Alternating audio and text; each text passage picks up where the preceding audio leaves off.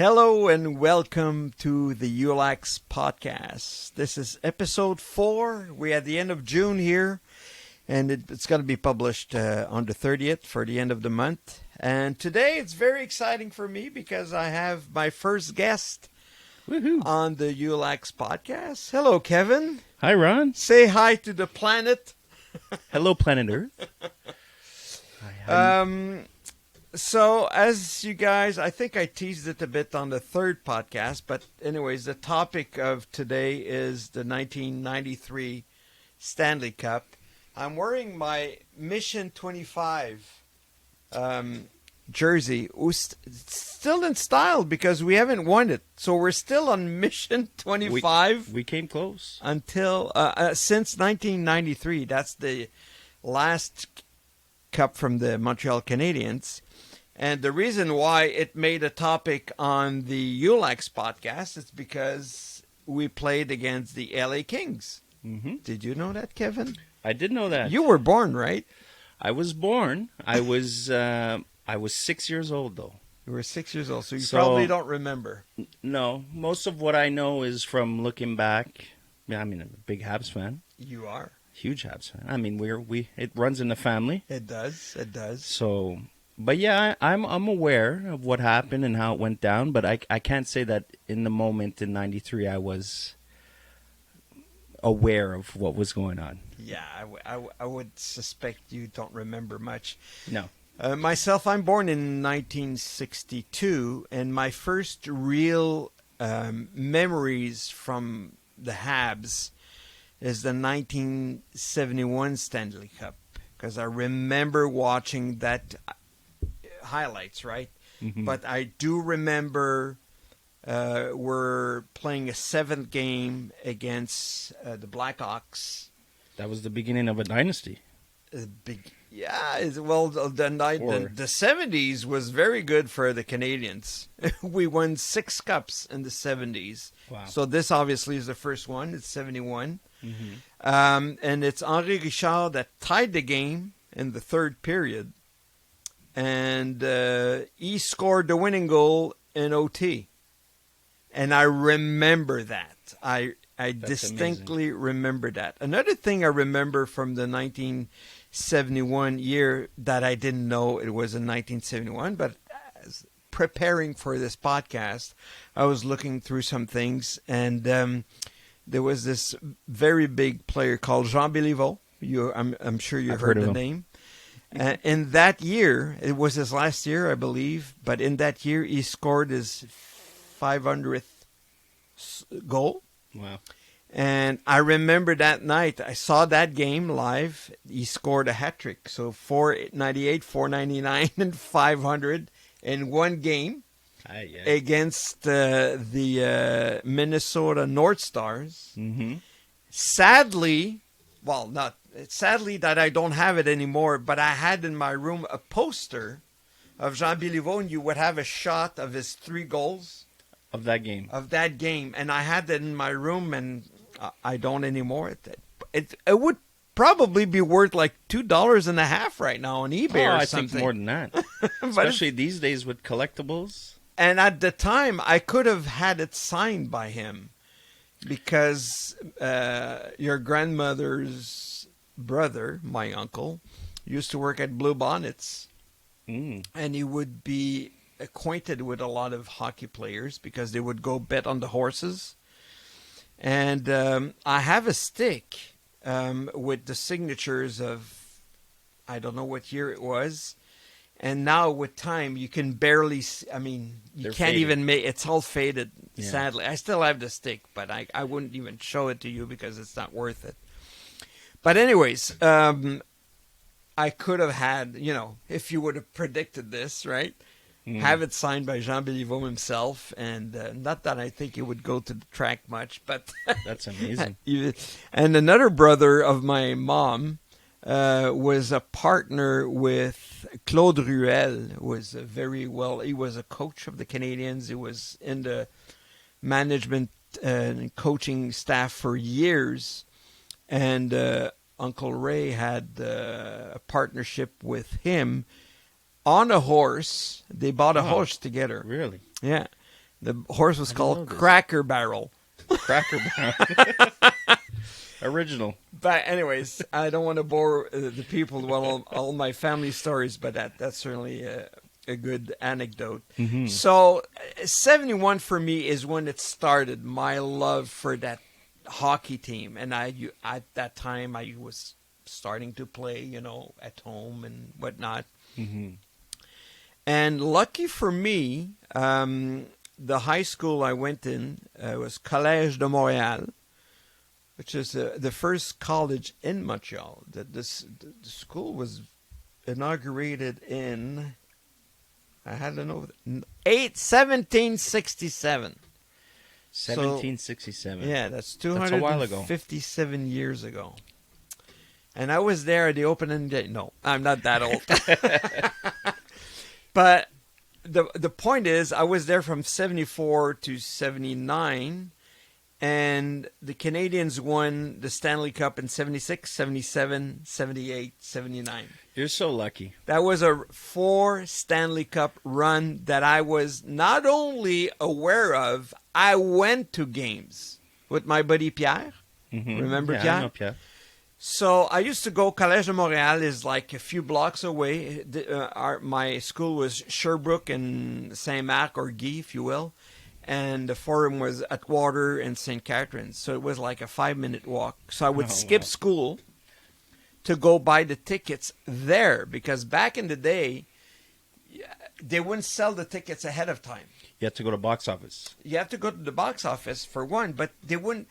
If they made the playoffs, they would sell the 2 first games because they're going to have 2 home games for sure. Right? But they wouldn't put the third game, They wouldn't local pre-sale. game, until they would win or, one of the. Anyways. So I never got to see the first games of a series. That didn't happen. But as soon as there was a third game in Montreal, which would be the 5th of a series, Mm-hmm. I would go skip school and get 2 tickets, $5. In secrecy, right? Mammy and Pappy, they weren't aware of this. Or maybe there was a deal made. Yeah, you know what? We never had the discussion. I think they were aware because they knew I was going to the game. I don't know that they know how I managed to get the tickets. Goes to show our passion, our love for the Habs. Yeah. Mammy and Pappy would have been, that's all right. It's the Canadians. It's the Canadiens. $5 a ticket. That's crazy. And another thing that wouldn't happen today is they would sell standing tickets. Mm. Which now, because of fire laws and handicap sections and whatnot, the aisles have to be clear. That's not a but thing back anymore. in the day, the aisles were packed with people. And I was one of those people. And I saw, in those 4 years, I must have seen, I would say, 2 games per year. Mm-hmm. 1 to 2, so maybe 6 to 8 games, including winning the Cup in Montreal in 79 I'm so jealous. with your mom. Yeah, I remember my mom telling me this story. Yeah, and Bob Gainey winning the Connie Smythe and seeing the cup on the ice and going crazy. You see it now, right? When the people, like now in Florida, people goosebumps. are going crazy, right? When it's there, you don't go through those things twice. No. And I was lucky enough to go through them often in the 70s. Then there was a big drought, from 79 to 86. That was, for me, that was what? Missing the playoffs or not winning a Stanley Cup was It wasn't a normal thing. It was not a normal thing It for is me. for me, though. For my generation. I know. And I'm then used to that. we waited another 7 years for 93, Mm-hmm. which we're going to talk about soon. And nothing since. And the reason we're the 27th today, so we're taping 3 days before publishing. I'm cutting it close to meet my deadline, but I wanted to see how the series would end this year because we had a Canadian team in the that's finals. Right. And the Canadians, Montreal Canadiens, were the last Canadian team to win a Stanley Cup.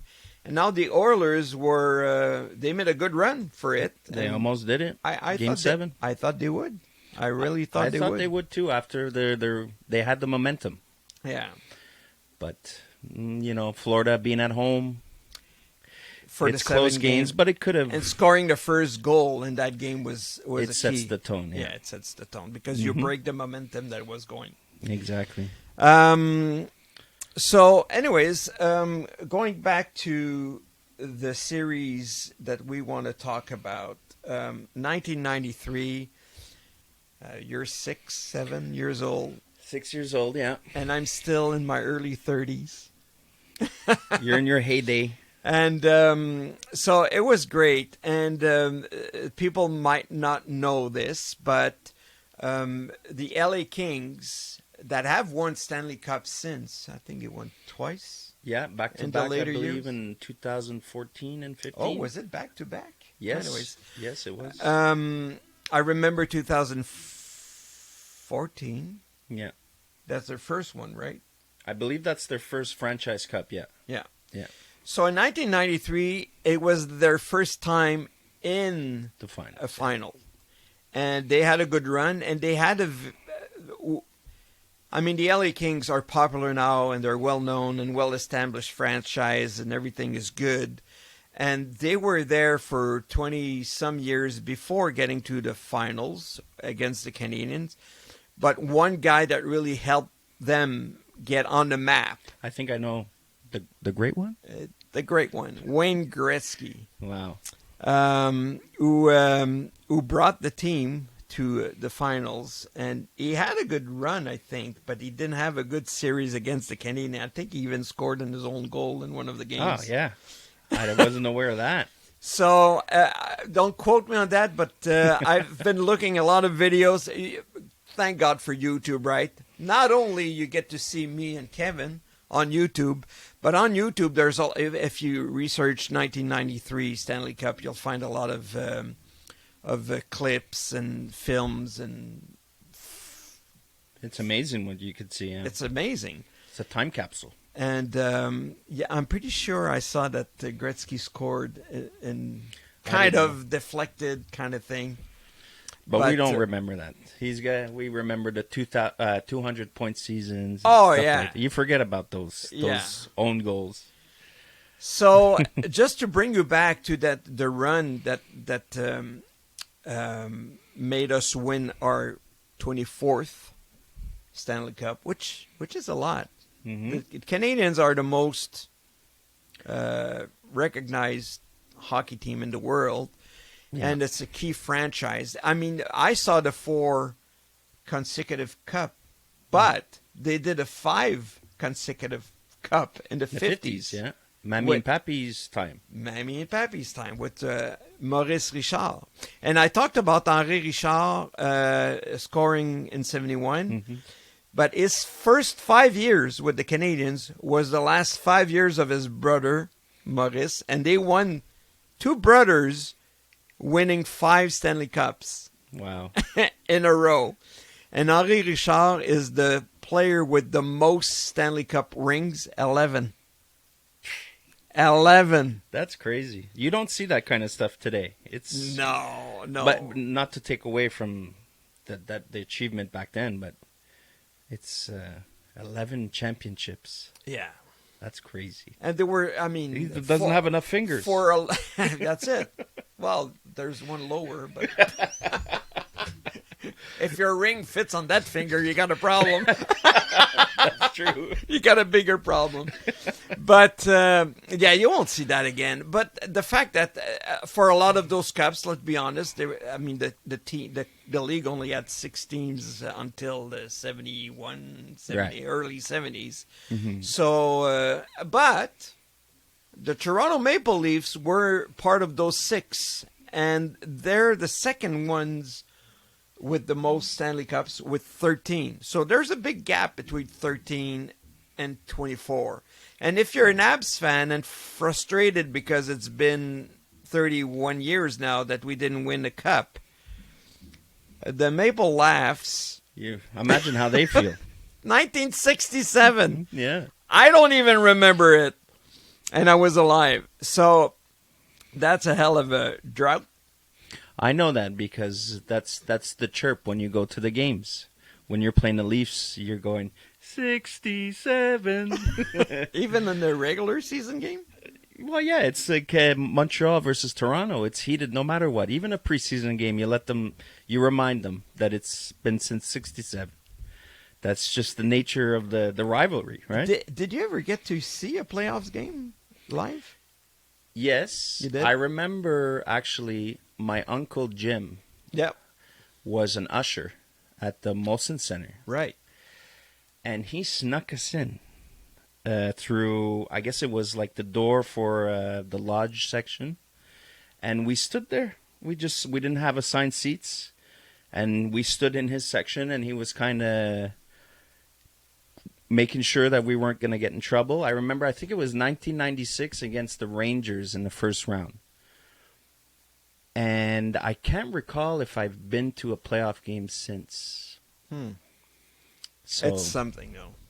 yeah, It's something. I think maybe in the early 2000s, we played Boston a few times. I may have gone to one of those, but I can't.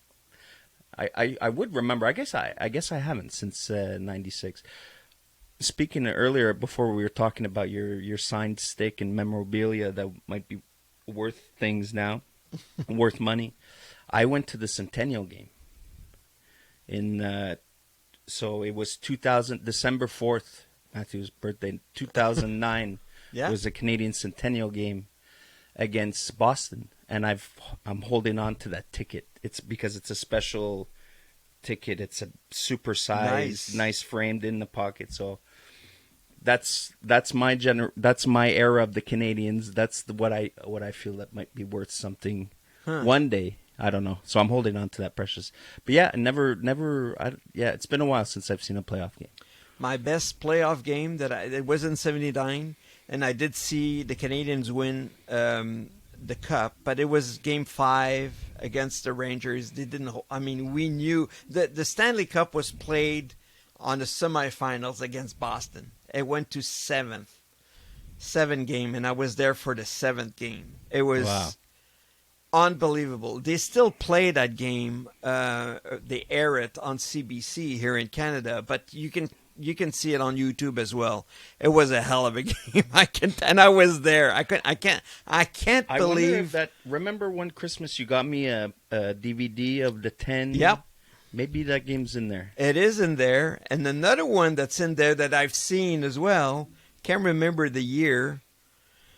It was against the Rangers, and it was regular season, but it was the big 05 comeback. Kovalev, I remember the picture. It was on his back. Unbelievable. It felt like a playoff My friend game. Adam was at that game too. Oh, really? And his dad, I remember Adam tells the story, his dad wanted to leave at one point, and they stuck around.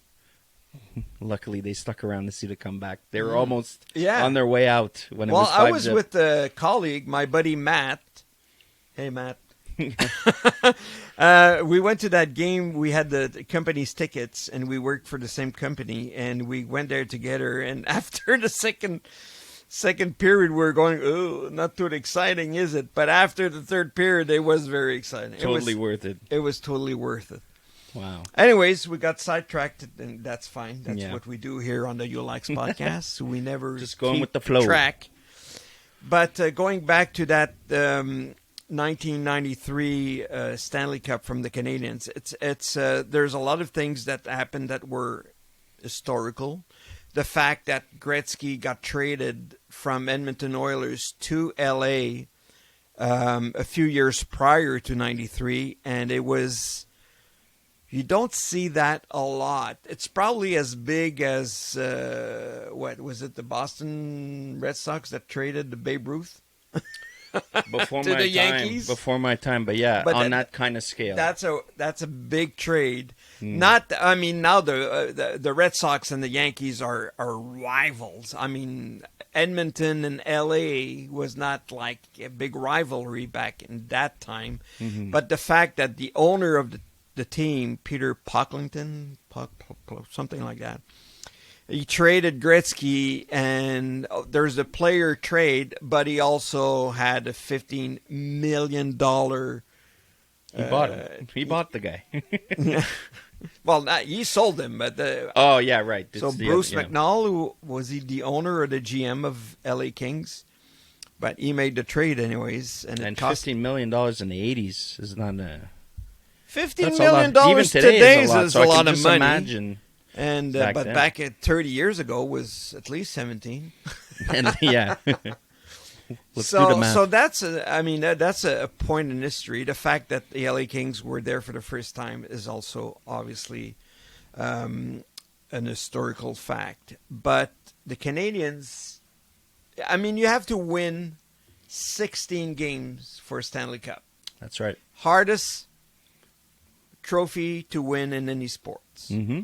We saw it again this year. Mm-hmm. So out of those 16 games, the Canadians won 10 of those. In overtime. In a row. They didn't lose in overtime for 10 games. That's so crazy. Patrick Roy, who obviously won the Connie Smythe that year. Is that the year that he did the? Yeah, you still. wink? Yeah, I saw that wink it's a again. Staple. Yeah, is that during the LA the final? It was. Oh wow! There's a classic screenshot of him winking to I don't know which player. Had to be Gretzky, right? No, it wasn't Gretzky. That'd be too perfect. But still, meaning try to beat me. Try again. And they didn't. And so what happened in the run to get there, we had to get rid of the Nordiques. We were trailing 2-0. We lost the 2 first games to the Nordiques. In the first round. And the second, the second game, I think it was in overtime that we lost. And the next morning, a Monday morning, I was working in Quebec making sales calls and getting shit from everybody, being laughed at, and you're Canadians, they're done, you're done. Oh wow! I didn't dare going back after winning the series, but you got to keep that good relationship. Piss off your customer, Yeah. exactly.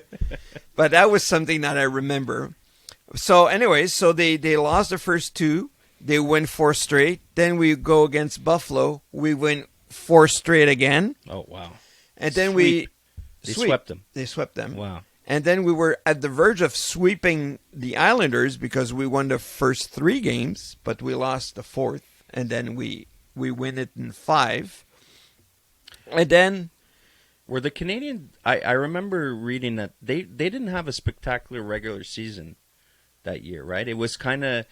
They weren't really the favorites going in, and it was not a surprise win for them, but is that true that it was a mediocre season? They weren't and mediocre, but they weren't leading. They got hot at the right leading the league like they used to when they won prior cups, and they got kind of not lucky, but because you don't choose your opponent, right? But I remember seeing one of the players in one of the documentaries I saw that they were really happy to meet. I think they were. It was between, I don't know who the Islanders beat. Maybe it was Chicago or something. Anyways, they got rid of a team that the Canadians didn't want to face, so that they got lucky in a way there. That guy, anyway, felt lucky. And it wasn't going well in that series because we lost the first game to the LA Kings. And then in the second game, we were trailing by 1 at the end of the third period.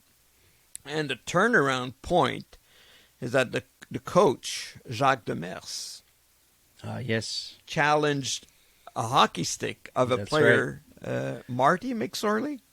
Is it Marty? McSorley, McSorley. I'm not sure the first name. And they measured the stick, and I think it's the how the curve is deep. It was an illegal... It was illegal. Yeah. And so the Kings got a penalty. And we pulled out Patrick Roy, so we're playing 6 against 4, and we tied the game, and then we won in overtime. Wow! And then we didn't lose, so we won the second, third, again 4 in a row. So if it's not for the first, we lost the last game of the Islanders series. So that's 11 straight. We lose one. We lose the first one to LA and another 3 straight. So that was quite. That's all she wrote. That's all she wrote. And now we've been waiting, and we've been on mission 25. And we came so close in Ever 2021. Since. We did come close. I mean, it was a weird year, right? That was the year coming out of COVID, and it was the all-Canadian division. Remember that? Yeah. So maybe some people will say that kind of favored us a little bit. Well, it favored us to get to the playoffs because we probably wouldn't have made the playoffs. Yeah, because it was two in Eastern a normal teams year in the final in the end. Canadians Tampa, which normally wouldn't happen. Wouldn't happen. But we did have to go through Toronto. We beat Toronto. Then we beat Winnipeg. We swept Winnipeg. Then Vegas. And they had in the U.S. at that time they were able to have fans back, right? Oh, in the States. In the States, yeah. So we beat Vegas in a full barn in Vegas. The loud so they overcame adversity that year. I really thought for the series for sure. The series, yes, definitely. It was but Tampa. Well, that was their second cup in a row. It's hard to beat Tampa. They were good. It's a good team. Still good. Florida has good hockey. The state of Florida has won 3 cups in a row. That's true. No. No, sorry. No, 3 of the last 4. Vegas won. 3 of the last 4. Yeah. Florida, Vegas, Tampa. Still good. Still good. For a Florida hockey team? For Floridian. For a state with no ice. Yeah. Well, they have ice and drinks. Yeah. There's a lot of ice and drinks. I had a lot of ice in Florida. But but you look at the league where it's going now, and we hear a lot of things here in Canada, right? Yeah, the Nordiques, and it's a hockey city. Yes, it's a Canadian sport. I mean, we manufacture snow here. We have the ice, it readily seems like available. A natural fit, but the bigger markets, I understand. Absolutely. The league is doing. People they're not fans of Bettman, but I'm sure the owners are, and he's done a great job to build that league. And he's made those owners a lot of money. Yeah. And it's a professional sport is very competitive. You're not only competing with your other hockey teams; you're competing with all the sports. And now, especially in the States, with the NFL and the MLB, and Mm-hmm. So to manage to have and make profit and have teams with 85 million salary caps, around there, yeah. And now we got Utah coming. And Utah paid $1 billion for the franchise? Just $1 billion. $1 billion. With a B, folks. A B. It's chump change. So, listen, I could go on and on, especially about the Canadians. Maybe at one point I'll make a podcast on the Canadians, and maybe with Jeffrey Molson. Just saying. If I can get an invite to that one too, or with a retired player from the Canadians, who knows? But that would be certainly interesting because the Canadians have a lot of history, and it is still my team. Although I don't watch them as much. I wish got my Blue Jays hat. I should have come prepared with my Canadians hat, but that's okay. You got the shirt. We got Pappy's hat there. We got Pappy's hat there, so. The behind there. We're representing. But I mean, we don't have a baseball team here anymore. If you guys missed podcast number 2? Yes, was about the Expos and the LA Dodgers. Mm-hmm. So you can track back, and that's still on the internet, on the interwebs. So that's about all I had to say about the topic, my man. Well, I mean, another topic that fits the bill of the ULAX podcast. Thanks for being my first guest. Thanks for having me. I'm a big fan. I know you just got going, but I'm very. I like what you got going. Are you the Kevin that suggested this topic to me after episode 1? I thought I posted that anonymously. I guess I didn't. Oh, did you? No, I'm just joking. I don't know if it's. I saw it. I figured my name is. I have a YouTube account and it's my name. Yeah, so it was me. Yeah. All right, folks. Well, that's it for episode 4. Thanks for tuning in. And my next episode will be on July 31st. So always the last day of every month, or almost.